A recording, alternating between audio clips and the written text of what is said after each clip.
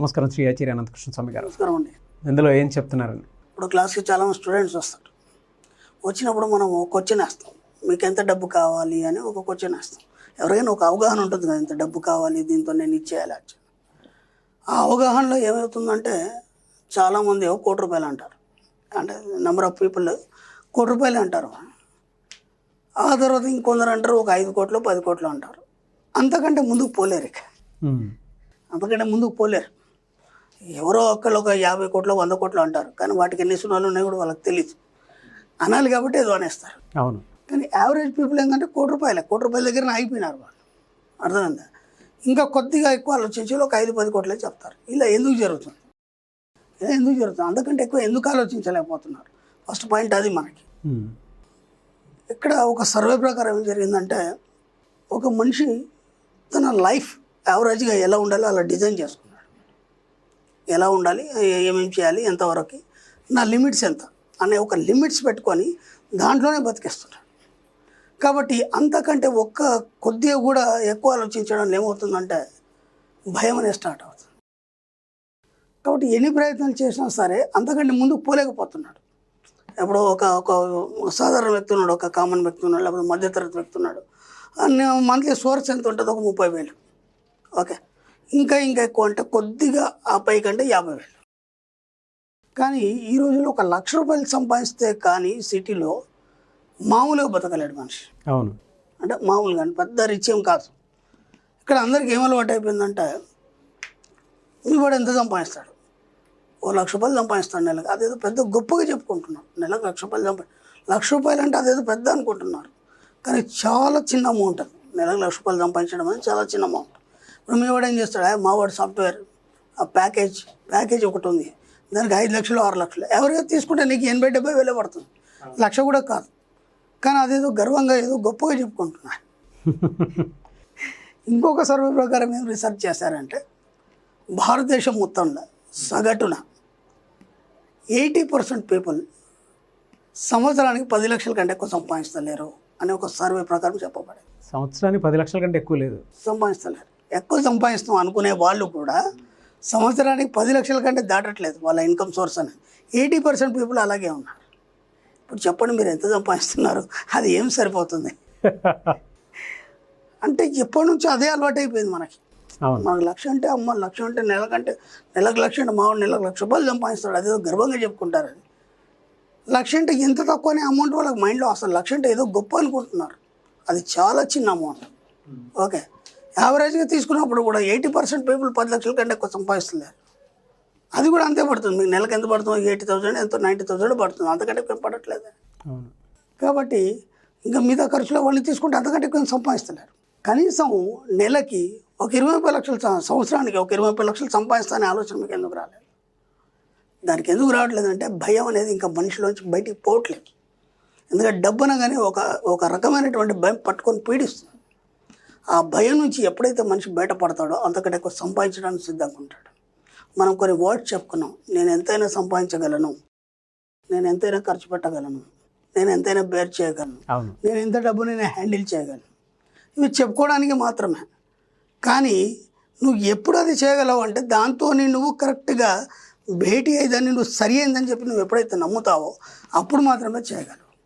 మాటలు చెప్తున్నాం కానీ దాన్ని గట్టిగా చెప్పడానికి, లేకపోతే హార్ట్ఫుల్గా చెప్పడానికి మీకు భయం వేస్తుంది. బిలీఫ్ సిస్టమ్ అంటే బిలీఫ్ సిస్టమ్ కూడా కాదు, ఇది గట్టిగా చెప్పడానికి భయం వేస్తుంది అంతే. నమ్ముతున్నాడు, మనం చెప్పిన మాటలు నమ్ముతున్నాడు. నమ్మడం అనేది బిలీఫ్ సిస్టమ్. నమ్మడం వల్ల కాదు కదా ఏదైనా, నమ్మకంతోనే పని కాదు. రెండోది ఏం చేయాలి, ఆ నమ్మిన దాన్ని బలంగా నువ్వు నీ ఇమాజినేషన్లో పెట్టుకొని దానికి ఎక్కడ కూడా నిరవకుండా ముందుకు పోవాలి. అప్పుడు మాత్రం నువ్వు సాధిస్తావు. ఇక్కడ ప్రతి దగ్గర అదే అవుతుంది. ఎందుకనే దాని మీద రీసెర్చ్ చేసినప్పుడు కొన్ని సర్వేల ప్రకారం నేను తెలుసుకున్నంత మట్టుకు ఏంటంటే, డబ్బు అంటే మనిషికి భయం అనేది స్టార్ట్ అయింది. ఆ భయం ఎప్పుడైతే స్టార్ట్ అయిందో ఇక వాడు ముందుకు పోలేడు ఇక. ఎందుకంటే మనం దాదాపు 300 వీడియోలు మనం చేసాం, డబ్బు మీద ఎంత అవేర్నెస్ ఇచ్చాం. డబ్బు అంటే ఏందనేది చెప్పాను, కూర్చున్న దగ్గర డబ్బు ఎలా సంపాదించాలని చెప్పాను. డబ్బు గురించి మనం ఎన్నో కథలు చెప్పుకున్నాం, ఎగ్జాంపుల్ చెప్పుకున్నాం, ఎన్నో ఉదాహరణలు చెప్పుకున్నాం, ఎంతోమంది జీవితాల గురించి చెప్పాం. దాన్ని ఎలా గౌరవించాలి, ఎలా ప్రేమించాలి, ఎలా వస్తుంది, ఇన్ని చెప్పాం. చెప్పినా సరే ఆ భయం అనేది ఇంకా పోలేదు. ఆ భయం ఎప్పుడైతే పోతుందో అప్పుడే ఆ మనిషి ఏదైనా సాధించగలడు, ఎంతైనా సంపాదించగలడు. ఫస్ట్ మీరు డిసైడ్ కండి. మీరు ఇప్పుడు యావరేజ్ ప్రకారం అందరి మైండ్ ఎక్కడ సెట్ అయింది, అదే 10 లక్షల మీదే, లేదంటే యావరేజ్కి ఇంత అని సెట్ అయిపోయింది. ఆ యావరేజ్ అనేది తీసేయండి. నేను ఇంతకుముందు కూడా నేను కొన్ని చెప్పాను వీడియోలో. మీరు ఎలాగానే బిజినెస్లో కూర్చుంటారు, మీ షాప్లో కూర్చుంటారు, మీరు నెలకి ఎంత లెక్కేస్తారు? ఇప్పుడు ఒక ఫ్రెండ్ అడిగాడు, లేకపోతే మీ ఎవరైనా పర్సన్స్తో మాట్లాడినప్పుడు ఏమంటారు, నెలకు ఎంత వస్తుంది, రోజుకి ఎంత వస్తుందనే మాట్లాడతారు. మీరేం చెప్తారు? యావరేజ్ ఇంత వస్తుందనే చెప్తారు. దాదాపు 10-15 సంవత్సరాల నుంచి వ్యాపారం చేస్తున్నారు. ఆయా కాలమాన పరిస్థితులను బట్టి మీ ఇన్కమ్ సోర్స్ పెరగాలి. కానీ ఆ పెరిగిన ఇన్కమ్ కూడా మీరు యావరేజ్ అనే చెప్తున్నారు. బాగా గుర్తుంచుకోండి, పెరిగిన ఇన్కమ్ని కూడా మీరు యావరేజ్ అనే చెప్తున్నారు. ఎందుకంటే ఇంతకుముందు ఉన్న రేట్లు ఇప్పుడు లేవు. అవును, ఇప్పుడు రేట్లు పెరిగింది. రేట్లు పెరిగినప్పుడు నీ ఇన్కమ్ కూడా పెరిగింది. కానీ ఆ రేట్లు పెరిగడానికి ఇన్కమ్ పెరిగేది అయితే పెరిగిందో అది లెవెల్ చూసుకొని మళ్ళీ యావరేజ్ అంటున్నారు మీరు. ఇప్పుడు అర్థమైందా? మీకు అక్కడ రేట్లు పెరిగినప్పుడు ఇక్కడ ఇన్కమ్ సోర్స్ పెరగాలి. అది పెరిగినట్టుగా మీకు కనిపించట్లేదు, ఎందుకంటే ఇప్పుడు పెరిగిన దాన్ని బట్టి అది యావరేజ్గా కనిపిస్తుంది. యావరేజ్ని మీరు డిసైడ్ చేస్తున్నారు. ఆ దాని నుంచి ముందు బయటపడి యావరేజ్ని పక్కన పెట్టండి, ఒక లిమిట్ అనేది పక్కన పెట్టండి. పెట్టేసి ఈరోజు ఒక 5,000 వచ్చింది, రేపు నేను 10,000 రూపాయలు నేను సంపాదించినందుకు విశ్వానికి కృతజ్ఞత, సరిపోయింది. రేపుగా ఎల్లుండా ఇంకొక 1 వీక్ 10,000 ఖచ్చితంగా వస్తుంది. ఆ తర్వాత ఇంకా కొద్ది అమౌంట్ పెంచండి, ఇంకా కొద్ది అమౌంట్, అలా ఏమవుతుంది, అప్పుడు మీ ఇన్కమ్ సోర్స్ అనేది పెరుగుతుంది. ఇది కాకుండా మనకు అందరికీ ఏమైపోయిందంటే యావరేజ్ ఒకటి అలవాటు అయిపోయింది. దాన్ని అక్కడికే ఫిక్స్ చేసి మన సబ్కాన్షియస్ మైండ్కి అదే కాన్షియన్స్ ఇవ్వడం వల్ల మీ ఇన్కమ్ సోర్స్ అనేది పెరగట్లేదు. కాబట్టి ఎప్పుడైనా కానీ 1,00,000 రూపాయలు సంపాదిస్తున్నాడు మావాడి నెలకి, చాలా గొప్పవాడు, అట్లాంటిది ఏం లేదు. కోట్లలో సంపాదించే వాళ్ళు ఉన్నారు, అదే ఏజ్ ఉన్న వాళ్ళు ఎంతోమంది ఉన్నారు కోట్లలో సంపాదించేవాళ్ళు. కాబట్టి ఎక్కడ కూడా మీకు వచ్చిన అమౌంట్తో కానీ లేకపోతే డబ్బుతో కానీ మీరు సంతృప్తి చెందొద్దని నేను ఎన్నోసార్లు చెప్పాను. ఇది ఒక 1,00,000 రూపాయలు అనుకున్నారా, అయిపోయింది. తర్వాత నెక్స్ట్, అవును, తర్వాత 1,00,00,000 రూపాయలు అనుకున్నారా, తర్వాత నెక్స్ట్, అలా ఎన్నోసార్లు మనం ఎక్కడ కూడా మనం దానికి సాటిస్ఫాక్షన్ కావాలి. సాటిస్ఫాక్షన్ ఏమంటే అక్కడికే అయిపోతుంది మీ ఇన్కమ్ సోర్స్, ఇక ముందుకు పోలేరు.